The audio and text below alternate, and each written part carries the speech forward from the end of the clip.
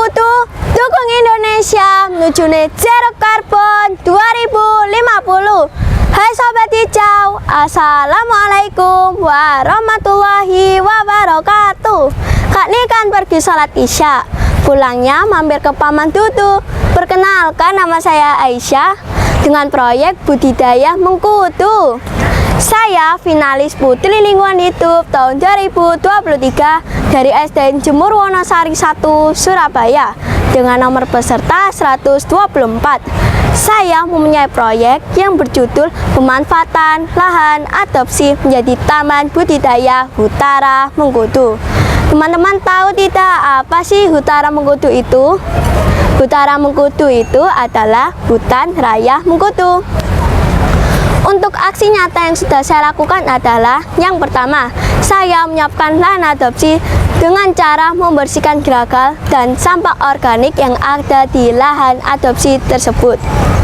Lalu saya lapisi dengan sampah organik dengan tujuan tanah menjadi lebih subur dan gembur. Baru saya lapisi dengan tanah lagi.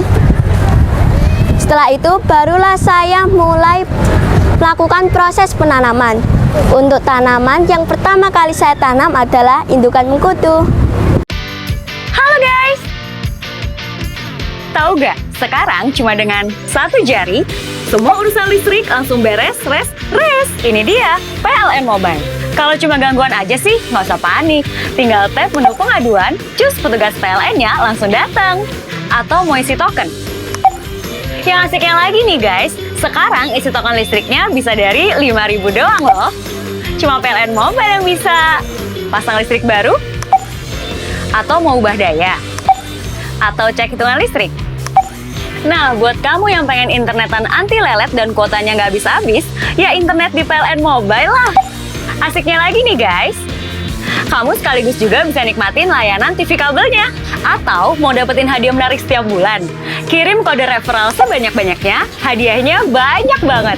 Ada mobil listrik juga loh. Urusan listrik serahin aja ke PLN Mobile.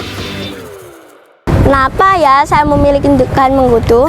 Karena dengan harapan saya lebih mudah mendapatkan benih mengkudu dari hasil panen saya sendiri, teman-teman. Dan juga saya pengebut penanaman ketika musim hujan. Karena waktu adaptasi tanaman ketika musim hujan waktunya jauh lebih pendek daripada musim kemarau. Ketika musim kemarau tiba, tanaman saya mulai banyak dan buah mengkudu mulai bisa dipanen. Setelah itu baru saya mulai mengolah produk saya, yaitu Morsiglow. Teman-teman ada yang kepo gak sih bagaimana cara membuat Morsiglow itu? Caranya gampang teman-teman. Yang pasti kalian harus menanam pohonnya dulu sampai panen. Kalau sudah waktu panen, kalian panen buahnya. Kalian ambil yang sudah matang tapi masih keras ya, istilahnya yang belum bunyuk lah. Nah itu terus kalian siapkan toples yang sudah disterilkan oleh alkohol 70%. Buah mengkudunya kalian masukkan ke toples, kalian tutup dengan rapat sampai tidak ada udara yang bisa masuk. Setelah itu kalian diamkan selama 5 minggu. Tidak lama kok teman-teman.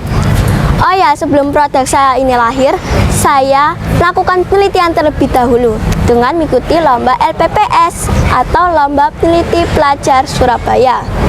Dan alhamdulillah saya mendapatkan juara harapan 2 sekota Surabaya. Wow, untuk pencapaian saya telah menanam mengkudu sebanyak 18.114 tanaman yang dibagikan sebanyak 4.144 bibit di kampung binaan sebanyak 1.282 bibit, di sekolah binaan sebanyak 300 bibit, di lahan adopsi sebanyak 8.500 bibit, di greenhouse sekolah sebanyak 3.270 bibit, di rumah sebanyak 148 bibit, dan yang mati sebanyak 500 bibit. Selain itu, saya juga telah sosialisasi kepada 6.882 audiens, melakukan pengobatan sampah organik sebanyak 4.035 kg, konservasi air sebanyak 1.477 liter, penjualan produk sebanyak 405 botol. Jam hijau yang saya gunakan untuk pengembangan proyek sebanyak 35.180 menit. Orang yang terlibat sebanyak 13.400 partisipan. Pencapaian yang besar bukan berarti tak ada kendala. Nangis dan sedih pun juga aku rasakan ketika melakukan pengembangan proyek. Bagaimana tidak sedih, tanaman yang aku tanam dan aku rawat diinjak-injak oleh adik kelas yang sedang bermain. Tapi saya masih bisa maklum karena mereka masih kecil dan belum tahu bahwa itu saya budidayakan. Tapi ada yang membuat aku jengkel lagi, bahwa yang menginjak tanaman budidaya saya itu adalah wali murid yang sedang menunggu anaknya pulang sekolah. Dan juga ketika musim kemarau, saya harus menyirami tanaman budidaya saya dengan air yang cukup jauh dari lahan adopsi. Tak jarang selangnya terputus-putus dan saya balik ke rumah sering basah kuyup. Tetapi tidak hanya hal sedih saja yang saya dapatkan ketika melakukan pengembangan proyek. Ada juga hal yang membuat aku bahagia sekali. Ketika pameran, di hari pertama pameran, saya membawa 44 botol. Dalam hitungan menitan saja langsung habis. Di hari kedua, saya pergi ke sekolah binaan saya, yaitu SDN Pacar Keling 1. Saya membawa 45 botol dan langsung habis lagi. Di hari ketiga, pameran di sekolah saya lagi, saya membawa 55 botol, habis lagi. Di hari keempat, saya membawa 49 botol dan langsung habis lagi. Wow, keren kan? Jadi 4 hari saya berturut-turut berhasil menjual sebanyak 195 botol. Wow, menarik kan? Tapi ada yang lebih menarik lagi teman-teman. Saat pameran di BK3S, saya membawa 80 botol.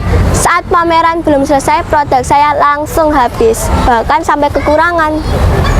Jadi tunggu apa lagi? Harus menanam pohon mengkudu. Menanam pohon mengkudu yang banyak, mengolah produk yang banyak, jadi bisa dapat cuan yang banyak seperti saya. Dalam hal ini saya mempunyai pantun teman-teman. Adik bernyanyi dudu tang tang cancan, tanam pohon mengkudu, datanglah cuan-cuan. Bagi teman-teman yang ingin membudidayakan mengkudu dan juga ingin belajar membudidayakan mengkudu, bisa langsung DM IG ku ya, @aisyah_avisena_rl. Jangan lupa di follow ya, dan jangan lupa subscribe YouTube Tunas Hijau ID, like, comment, and share. Terima kasih. Sekian dari saya. Paman Dudu ke kebun ilalang, tanam kudu, karbon pun hilang. Tanam kudu, dukung Indonesia menuju net zero karbon 2050. Sekian dari saya. Wassalamualaikum warahmatullahi wabarakatuh. Bye.